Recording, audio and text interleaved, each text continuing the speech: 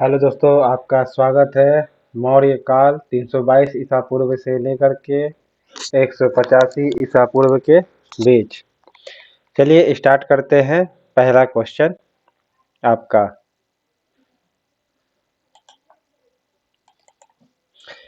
पहला क्वेश्चन है, चाणक्य का अन्य नाम क्या था? चाणक्य को विष्णुगुप्त के नाम से जाना जाता था। निम्नलिखित में से किसकी तुलना मैकियावेली के प्रिंस से की जाती है? कौटिल्य के अर्थशास्त्र को जाना जाता है मैकियावेली के प्रिंस से। वह शासक कौन था जिसने राज सिंहासन पर बैठने के लिए अपने बड़े भाई सुसीम की हत्या की थी? तो अशोक ने किया था। अशोक की वह पत्नी कौन थी जिसने उसको प्रभावित किया था? तो वो कौन थी? कारूबाकी थी। अशोक की वह पत्नी जो काफी प्रभावित किया, तो वो है कारूबाकी। ठीक है। अशोक ने अपने सभी अभिलेखों में एक रूपता से किस प्राकृतिक का प्रयोग किया है, यानी भाषा का? तो अशोक ने मागधी भाषा का प्रयोग किया है। ठीक है, किसकी भाषा का? मागधी भाषा का, क्योंकि अशोक मगध का था तो मगधी भाषा का ही प्रयोग करेगा। ठीक है, जबकि जैन धर्म में अर्ध मागधी और प्राकृतिक भाषा का प्रयोग किया गया है। जैन धर्म में बोल रहा हूँ। और अशोक ने अपने अभिलेखों में किसका यूज किया है? तो मगधी भाषा का प्रयोग किया है। बिंदुसार ने विद्रोहियों को कुचलने के लिए अशोक को कहाँ भेजा था? तो तक्षशिला भेजा था बिंदुसार ने अशोक को। ठीक है।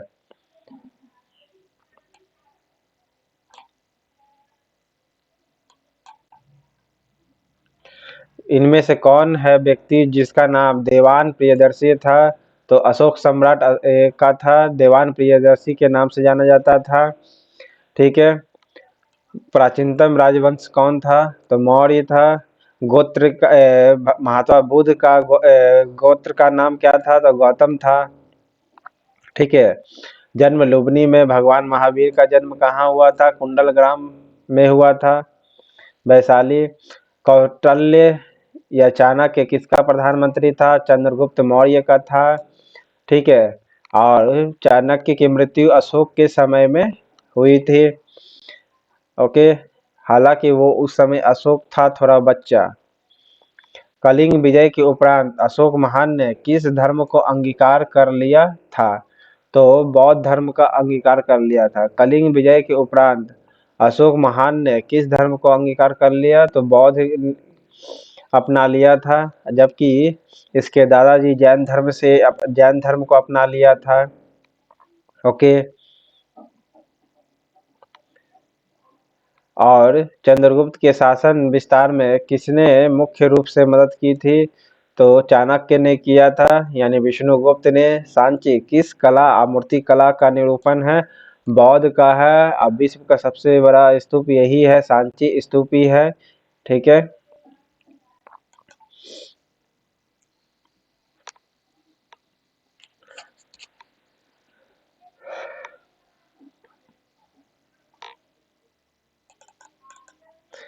तेरहवां नंबर क्वेश्चन।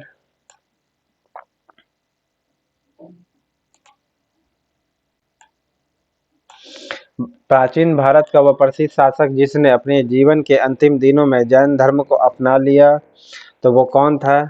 जैन धर्म को अपनाया था चंद्रगुप्त मौर्य ने। और अंतिम समय में चंद्रगुप्त मौर्य ने जैन धर्म को अपनाया, और अशोक भी जाते जाते अपने अंतिम समय में बौद्ध धर्म को अपनाया था। ठीक है, क्योंकि बहुत सी कमियां थी। ओके, इस जिस धर्म से वो बिलोंग करते थे, सनातन या फिर हिंदू धर्म कहिए। हालांकि ये हिंदू वर्ड सिंधु वर्ड से आया है। ठीक है, सिंध एक नदी है, उसी से उद्गम होकर भ्रंश होते हुए सिंधु से हिंदू बनते आया है। ओके, चलिए आगे देखते हैं। मौर्य साम्राज्य की स्थापना किसने की थी? तो चंद्रगुप्त मौर्य ने किया था। ठीक है। मौर्य साम्राज्य में प्रचलित मुद्रा का नाम क्या था? मौर्य साम्राज्य मुद्रा मुद्रा का नाम क्या था? तो पन था। ठीक है, मौर्य साम्राज्य में क्या नाम था? पन था। निम्नलिखित में से कौन मौर्य वंश का शासक नहीं था? तो अजातशत्रु नहीं था। ये किस वंश से संबंधित था? हर्यक वंश से संबंधित था। ओके, देखिए बिंदुसार मौर्य वंश था और बिंबिसार जो था हर्यक वंश और अजातशत्रु भी हर्यक वंश से था। इस बात को ध्यान रखिएगा। चलिए नेक्स्ट, निम्नलिखित में से अशोक का उत्तराधिकारी कौन बना? तो कुणाल बना था। अशोक का उत्तराधिकारी कौन बना था? तो कुणाल बना था। ओके, मुद्रा राक्षस का लेखक निम्न में से कौन है? तो विशाखदत्त है मुद्रा राक्षस के लेखक। ओके, और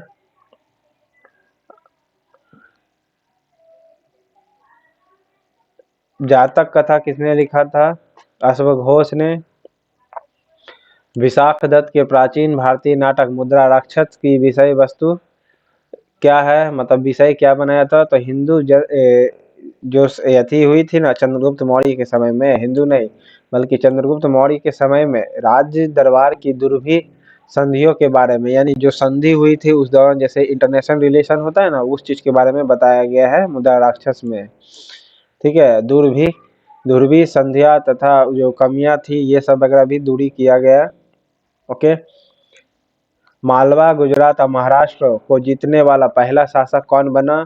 तो चंद्रगुप्त मौर्य ने बना। ठीक है, कि कैसे एक गरीब लड़का जंगल में रहने वाला, ठीक है, ये क्या हुआ, एक महान राजा बना। ठीक है, एक इतना मतलब दलित, जैसे गुलाम कैसे होता, चंद्रगुप्त बचपन में गुलाम ही था। ठीक है, सो गुलाम कैसे बना, और ये जब राजा बना तो मालवा गुजरात और महाराष्ट्र को जीत करके अपने अधीन कर लिया। सहिष्णुता, उदारता और करुणा के तीन विधि आधार पर राजवंश की स्थापना किसने की थी? तो अशोक ने किया था। यानी यहाँ पर जब धर्म संप्रदाय से संबंधित जब कार्य किए जा रहे थे तो उस समय क्या था, यहाँ पर सहिष्णुता का विषय था। ठीक है, सिर्फ धार्मिक नहीं बल्कि और सब सामाजिक फील्ड में भी, इकोनॉमिकल फील्ड में भी काफी बैलेंसफुल तरीके से चला आ रहा था। इसलिए अशोक नहीं कहलाए, सम्राट नहीं कहलाए, बल्कि उस समय मौर्य जो एम्पायर था बहुत बड़ा एम्पायर बन गया था इनके समय में। ओके, पुष्यमित्र शुंग ने इसे क्या कर दिया, इसके मौर्य साम्राज्य से बिलोंग करते थे जो बृहदत्त, उसको धोखा से मार दिया, जो एक सेनापति था। किस शहर में अशोक के शिलालेख नहीं है? तो शिलालेख नहीं है, पाटलिपुत्र में नहीं है, बाकी गिरनार में है, कंधार में है और टुपड़ा में है। यहाँ पर अशोक का शिलालेख मिला है, पाटलिपुत्र में नहीं मिला अशोक का शिलालेख। अर्थशास्त्र के लेखक समकालिक था किनके? तो चंद्रगुप्त के समय में थे। ठीक है, चंद्रगुप्त मौर्य चाणक्य अर्थशास्त्र लिखा था। नंद वंश के पश्चात मगध पर किस राजवंश ने शासन किया? तो नंदों को, घनानंद को हरा करके मौर्य वंश की स्थापना की थी। ठीक है, मौर्य काल में शिक्षा का सर्वाधिक प्रसिद्ध केंद्र, फिर मौर्य के बाद कौन आता है? शुंग आता है। ठीक है, याद रखिए, पुष्यमित्र शुंग जो हराया था।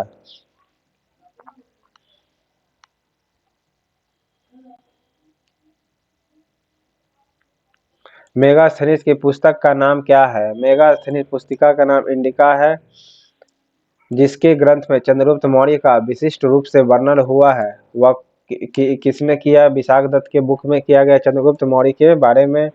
वह स्रोत जिसमें पाटलिपुत्रा के प्रशासन का वर्णन उपलब्ध है, यानी पाटलिपुत्रा के बारे में तरीके से डिफाइन किया गया, तो वो है इंडिका नामक बुक में।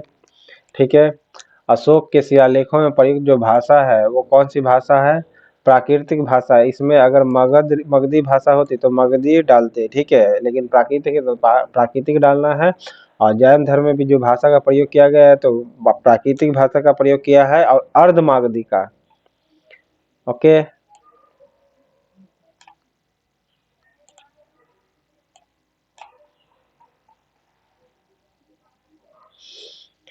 निम्नलिखित में से किस मौर्य राजा ने दक्कन की विजय प्राप्त की थी? दक्कन में कौन विजय प्राप्त किया था? तो चंद्रगुप्त मौर्य ने प्राप्त किया था दक्कन में। जैसे गुजरात मालवा का, गुजरात महाराष्ट्र ये सब क्षेत्र जीत लिया, ये सब दक्कन के एरिया में आते हैं। तो कौन जीता था? चंद्रगुप्त मौर्य ने ही जीता था पहली बार। मेगास्थनीज ने भारतीय समाज को कितनी श्रेणियों में विभाजित किया था? तो 7 श्रेणी में भारतीय समाज को बांटा था। ठीक है, जो जब वेद, हालांकि ये सब वेद लिखने से पहले का बात हो रहा है। ठीक है, वेद लिखने से पहले बात हो रहा है, और वेद के बाद जो हुआ 4 वर्ण बना। ठीक है, 4 श्रेणी बना, लेकिन जब वेद लिखा जा रहा था, यानी मनुस्मृति से पहले 7 वर्ण ये था, श्रेणी था, वर्ण नहीं, जाति व्यवस्था नहीं थी। वर्ण का मतलब जाति। ओके, जो आज भी इसी के आधार पर बांटा हुआ है, लोग बांटा हुआ। ओके, कौटिल्य के अर्थशास्त्र में किस पहलू पर प्रकाश डाला गया है? तो राजनीतिक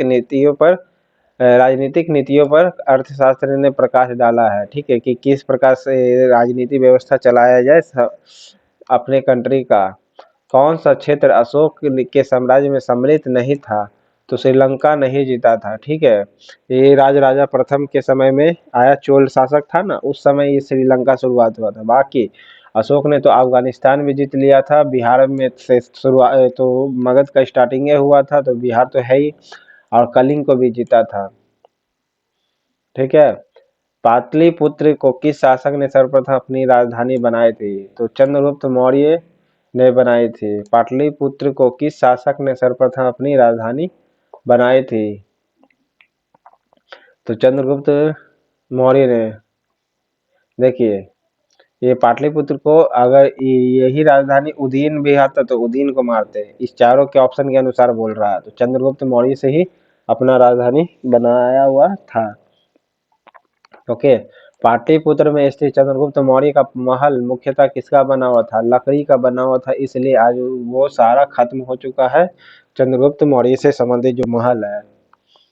ओके, बाकी लाल किला ये सब वगैरह है, क्योंकि ये सब पत्थर इत्यादि से बना हुआ है। बराबर, जो गया जिला की गुफा है, कि गुफाओं का उपयोग आश्रय गृह के रूप में किया जाता था, मतलब निवास के रूप में किया जाता था। तो कौन करता था? तो आजीविकीय लोग करते थे। ठीक है, इस अभिलेख में यह साबित हुआ कि चंद्रगुप्त का प्रभाव पश्चिम भारत तक फैला हुआ है। तो ये कौन बताएगा? रुद्रदमन के जूनागढ़ अभिलेख में। पश्चिम देखिए, पश्चिम गुजरात, जूनागढ़ कहाँ है आपका? बंगाल में पड़ता, सॉरी बंगाल का है, गुजरात में पड़ता है। गुजरात किस क्षेत्र में है भारत का? तो पश्चिम क्षेत्र में है। तो पश्चिम साफ इंडिकेट कर दिया है, तो आप जूनागढ़ आसानी से मार सकते हैं। ठीक है, चलिए आगे आते हैं। केवल वह स्तंभ जिसमें अशोक ने स्वयं को मगध का सम्राट बताया, वो कौन है? तो भाब्रू स्तंभ है। वह स्तंभ कौन सा है जिसमें अशोक ने स्वयं को मगध का सम्राट बताया है? वो है भाब्रू स्तंभ।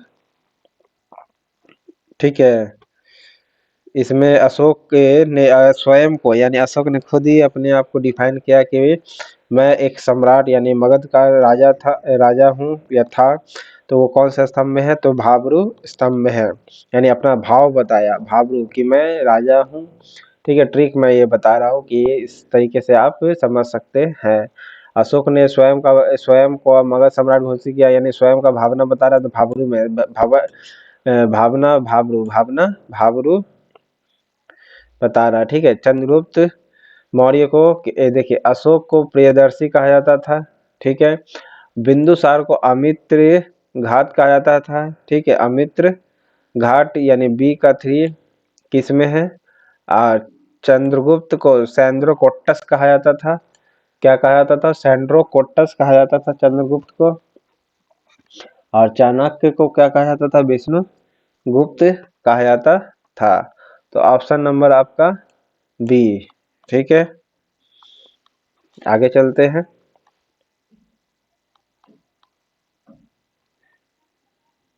सॉरी, बी कह दिए, सी नहीं, सी होगा। ठीक है, प्रथम भारतीय साम्राज्य स्थापित किया गया था किसके समय में? पहला भारतीय साम्राज्य स्थापित किया गया था, तो वो है चंद्रगुप्त मौर्य के द्वारा, ठीक है, चंद्रगुप्त मौर्य के द्वारा स्थापित किया गया था प्रथम भारतीय साम्राज्य। ओके। उत्तरांचल में अशोक का एक शिलालेख स्थित है। कहाँ है? उत्तरांचल यानी उत्तराखंड में, तो उत्तराखंड उत्तरांचल कालसी में है, ठीक है। अशोक का एक शिलालेख है। ओके। अब भाबरू स्तंभ में वो उन्होंने अपना भावना बताया कि मैं एक सम्राट मगध का मतलब संबोधित करते हुए लिखा शिलालेख पर। शिलालेख का मतलब पत्थर पर लिखा हुआ, ठीक है। सांची का स्तूप किसने बनवाया था? तो अशोक ने बनवाया था, जो एमपी में पड़ता है। अशोक के शिलालेखों को पढ़ने वाला प्रथम अंग्रेज कौन था?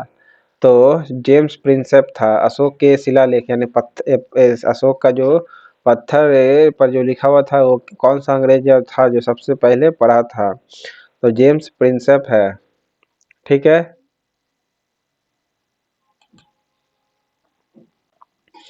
जेम्स प्रिंसेप हो जाएगा। कलिंग कलिंग युद्ध की विजय तथा क्षत्रियों का वर्णन अशोक के किस शिलालेख में वर्णन है? तो 13वां शिलालेख में वर्णन है आपका।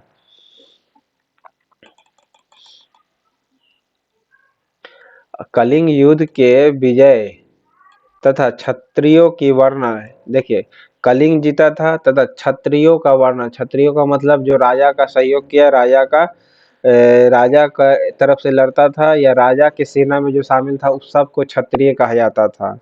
ओके। उसका वर्णन शिलालेख में वर्णन है। और याद रखिएगा, ये कलिंग यानी अशोक के समय में जाति धर्म नहीं था बना हुआ, ठीक है। धर्म तो था, संप्रदाय वगैरह ये सब को ज्यादा तवज्जो नहीं मिलता था। तो कोई भी वर्ण समुदाय ये शामिल हो सकता था, क्योंकि वर्ण का निर्माण हुआ था या दिखाया गया है ऋग्वेद से स्टार्ट चालू होता है वो, लेकिन पूर्व वैदिक काल से नहीं, यानी वेद से पहले नहीं। प्रसिद्ध यूनानी राजदूत मेगास्थनीज भारत में किसके दरबार में आए थे? तो मेगास्थनीज आए थे किसके दरबार में? चंद्रगुप्त मौर्य के दरबार में। चंद्रगुप्त किसके दरबार में? मौर्य के दरबार में आया था। चंद्रगुप्त मौर्य ने सेल्यूकस को कब पराजित किया था? 305 ईसा पूर्व ईस्वी में करवाया था या 352 ईसा पूर्व में करवाया था? तो 305 ईसा पूर्व में सेल्यूकस को हराया था, ठीक है। सेल्यूकस को कब हराया था? 305 ईसा पूर्व में। निम्नलिखित में से कौन सा राजा प्रायः जनता के संपर्क में ही रहता था? तो अशोक रहता था जनता के संपर्क में, इसीलिए ये मगध विश्व का सबसे शक्तिशाली महाजनपद कहलाया था, ठीक है। 16 जनपदों में सबसे शक्तिशाली जनपद यही था,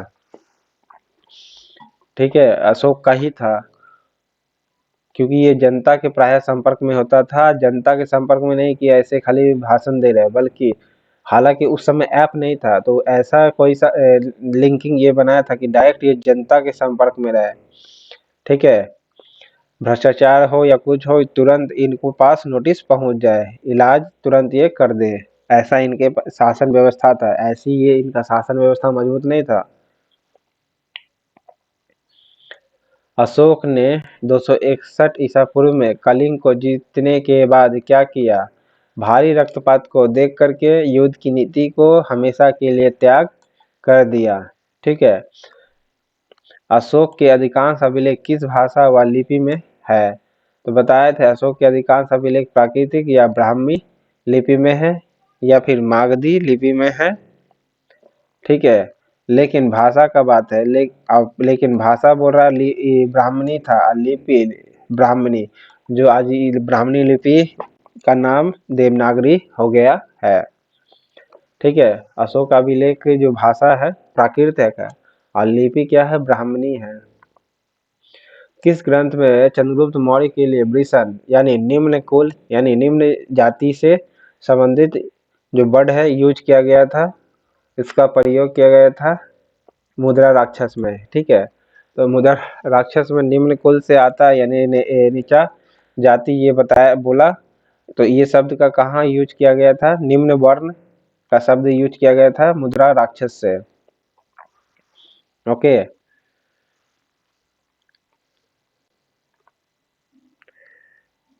मौर्य नरेश के बारे में कौन सा कथन सही है? उन्होंने विकास किया था।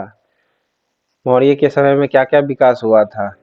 तो सभी देखिए, सबसे पहले संस्कृति कला साहित्य का विकास हुआ था। सोने के सिक्के उसमें अयवे नहीं किए थे, आए थे लेकिन उस समय वैल्यू नहीं दिया जाता था। प्रांतीय विभाजन हुआ। फिर हिंदू कुश तक साम्राज्य का विकास किया गया। मौर्य नरेश के बारे में बोला, यानी मौर्य एम्पायर के बारे में बात कर रहा है कि कहाँ तक उसका क्षेत्र और क्या क्या हुआ था। तो कला संस्कृति साहित्य का काफी विकास हुआ उनके समय में। ठीक है, हिंदू कुश क्षेत्र तक अपना साम्राज्य विकसित किए। और प्रांतीय विभाजन यानी हर जगह को बांटा, कैसे शासन वगैरह चलाना है ये।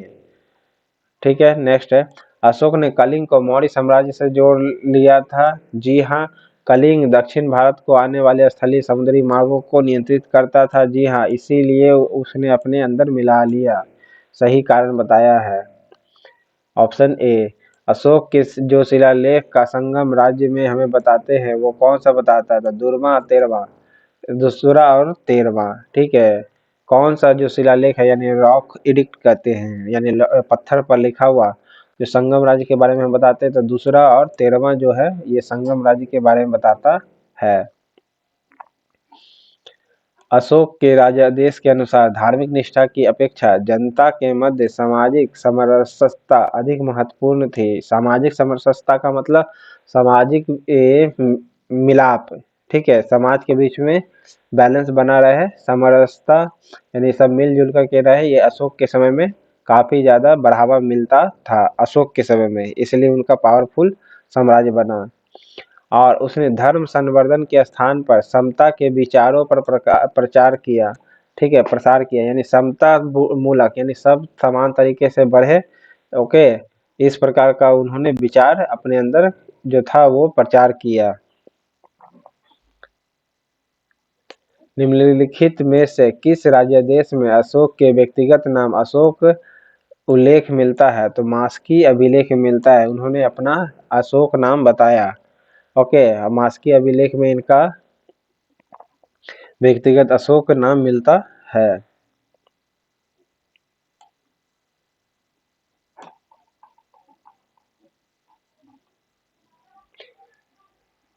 निम्नलिखित वक्तव्यों में कौन सा एक वक्तव्य अशोक के प्रशस्तर स्तंभों के बारे में गलत है? तो गलत है ये बताना है। इन्होंने बढ़िया पॉलिश किया हुआ बनाया। जी हाँ, लगता है बिल्कुल पॉलिश जैसा किया हुआ है अशोक के स्तंभ जो बना हुआ है।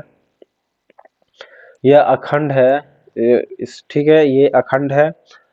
फिर स्तंभों का सॉफ्ट सुंडलाकार है। कैसा ये बनाया स्तंभ को? सैफ्ट सुंडलाकार। ठीक है, ये गलत है आपका ऑप्शन। श्रीनगर की स्थापना किस मौर्य शासक ने की थी? अशोक ने की थी। श्रीनगर की स्थापना किसने की थी? अशोक साम्राज्य ने किया था। जो कश्मीर की राजधानी अभी है।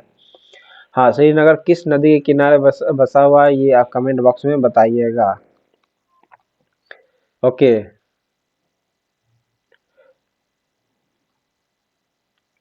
उत्तरा पक्ष। देखिए, इसमें साम्राज्य के बारे में है। राजधानी उत्तरा पक्ष की राजधानी कौन थी? तो तक्षशिला थी। उत्तर में पड़ता है भारत के तक्षशिला। इस प्रकार आप जोड़ सकते हैं यहाँ पर। दक्षिणापथ में सुवर्णशिरी थी। दक्षिणापथ में कौन था? सुवर्णशिरी हुआ। और अवंती राष्ट्र उज्जैनी तक इसका राजधानी था। ठीक है, अवंती राष्ट्र का राजधानी कौन थी?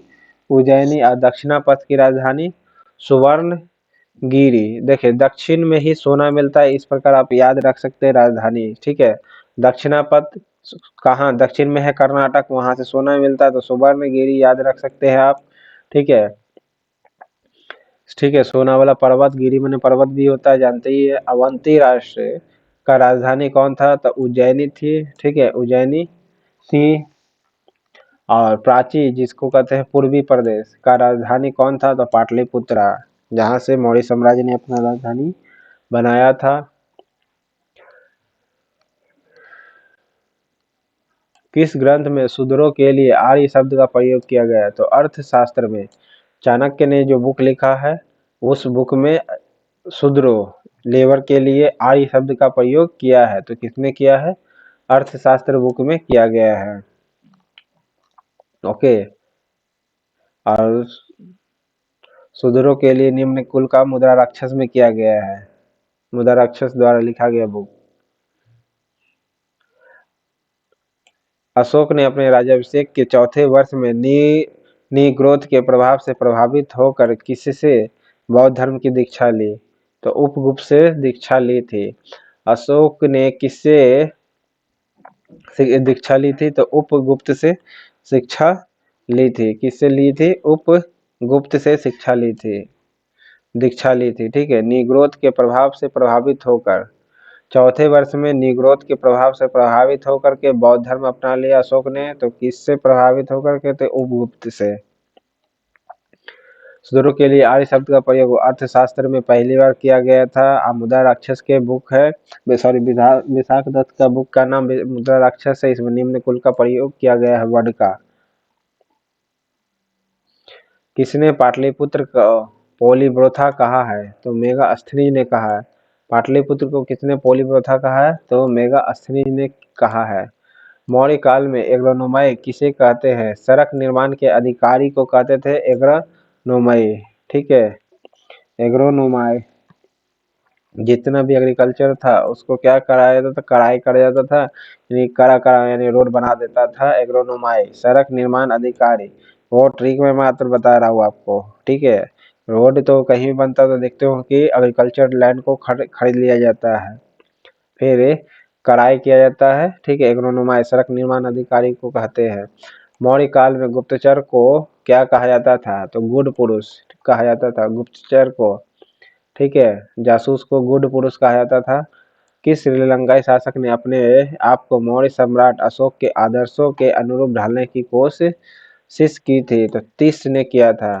ठीक है। श्रीलंकाई शासक अपने आप को मौर्य सम्राट के अशोक के आदर्शों के अनुरूप यानी अशोक का जो आदर्श था उसके अनुरूप ढालने की कोशिश किया। तो किसने किया था? तो तीस ने किया था। ठीक है। और तीसरा जो बौद्ध संगति हुई थी उसकी स्थापना किसने किया था? तो मुगली पुत्र तीस ने किया था। ओके। कौन जैन ग्रंथ में चंद्रगुप्त मौर्य के जैन धर्म अपनाने का उल्लेख मिलता है? तो परिशिष्ट पर्वन में मिलता है या अंग में मिलता है आपका? तो परिशिष्ट पर्वन में मिलता है। ठीक है। जैन ग्रंथ चंद्रगुप्त मौर्य के जैन धर्म अपनाने का उल्लेख मिलता किस में है? परिशिष्ट पर्वन में मिलता है। ये जैन ग्रंथ है परिशिष्ट पर्वन, और इसमें चंद्रगुप्त मौर्य ने जैन धर्म को अपनाया था, इनका उल्लेख मिलता है। किस महीने से मौर्य को राजकोषीय वर्ष यानी फिजिकल ईयर आरंभ होता है?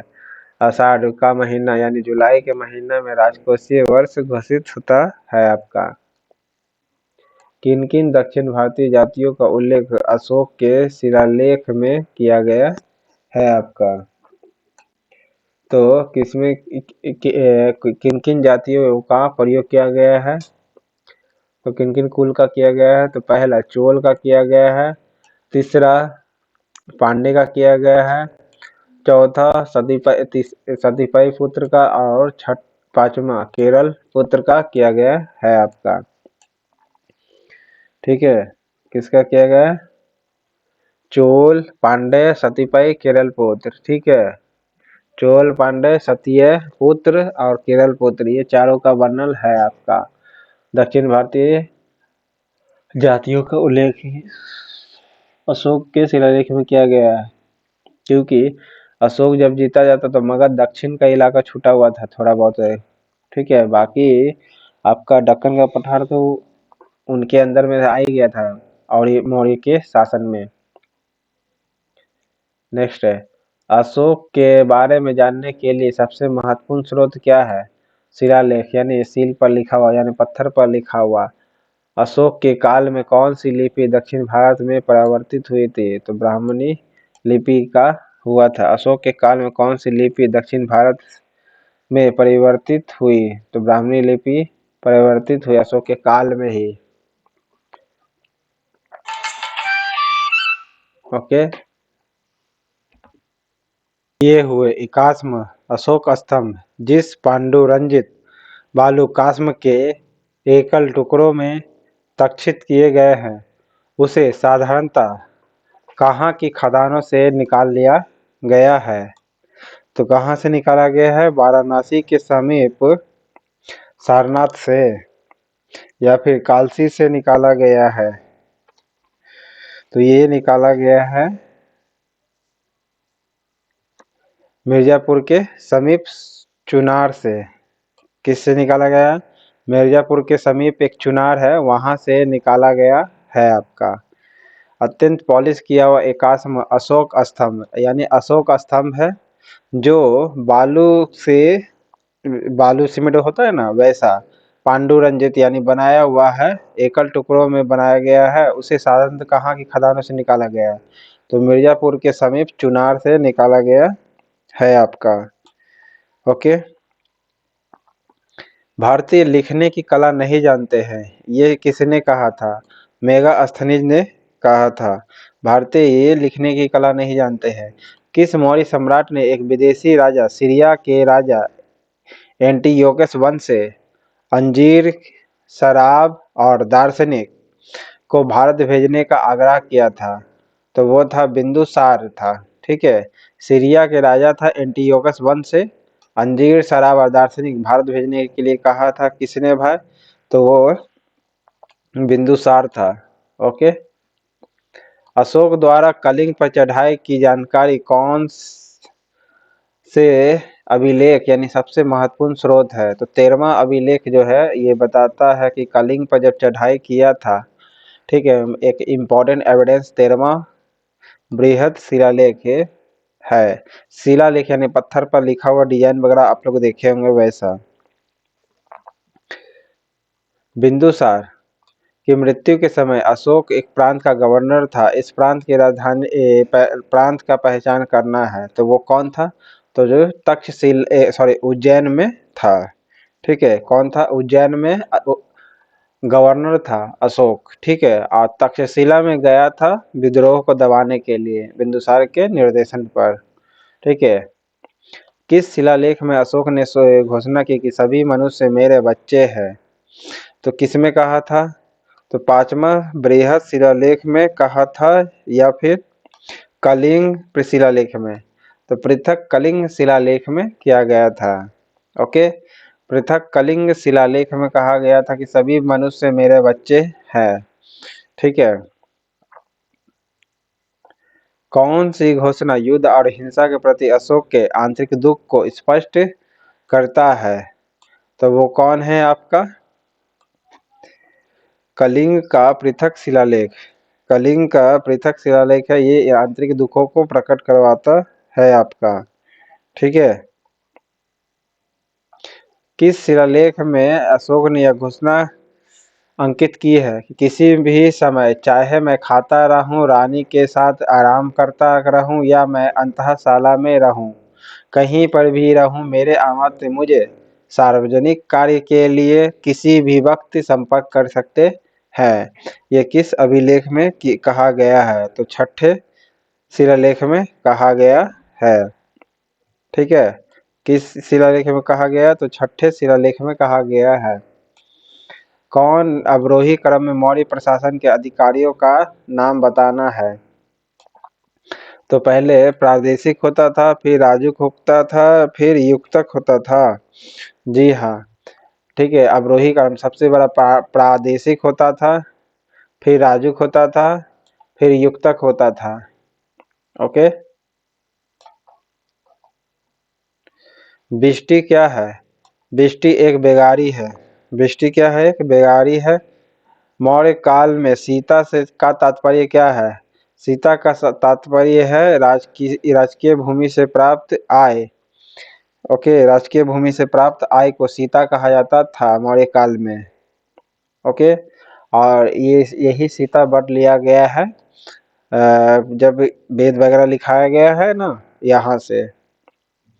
निम्नलिखित में से रामायण में सीता जो वर्ड आया है ये यहीं से सीतावट का यूज किया गया है। हम लोग भी प्रायः सुनते होंगे, कहीं भी किसी का नाम सुनते, शंकर भगवान का नाम सुनते तो बच्चा का भी नाम रख देते ना, वैसे।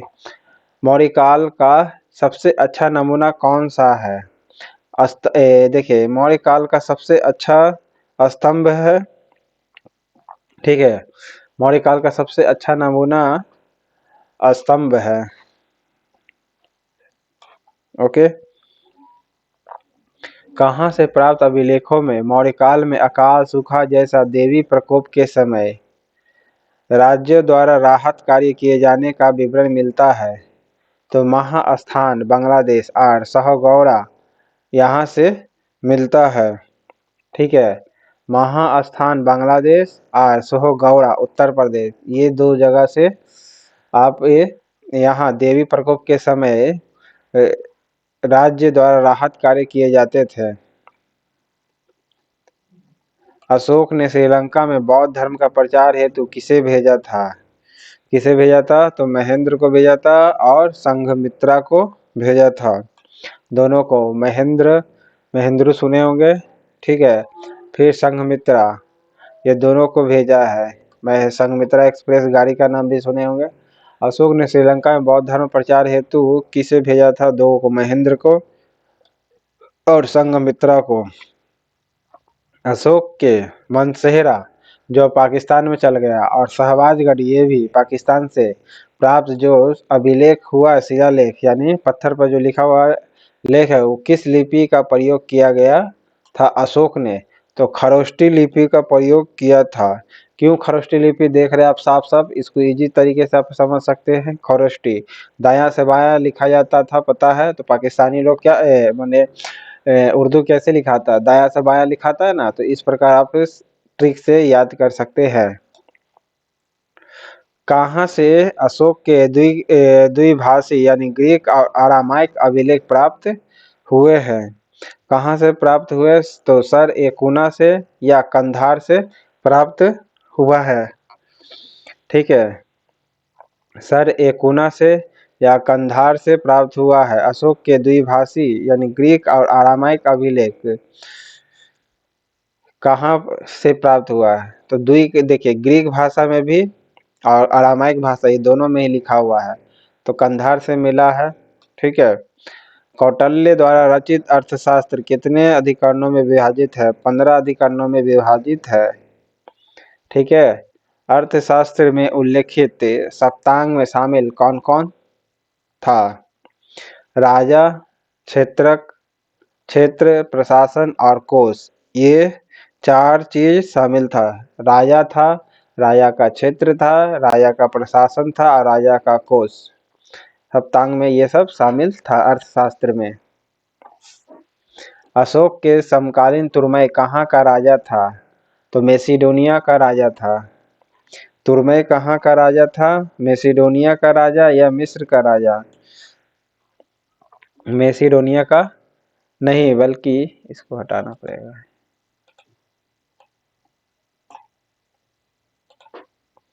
अशोक का समकालीन तुर्मय कहाँ का राजा था? तो मिस्र का राजा था। ओके। अशोक के समय जो तुर्मय था राजा, वो कहाँ का राजा था? तो मिस्र का, ठीक है। अशोक के समकालीन जो राजा था मिस्र का राजा था, कौन? तो तुर्मई, ठीक है। इस प्रकार मात्र 89 क्वेश्चन था इसमें। चैनल पसंद आए तो लाइक करिएगा, सब्सक्राइब करिएगा। Thank you.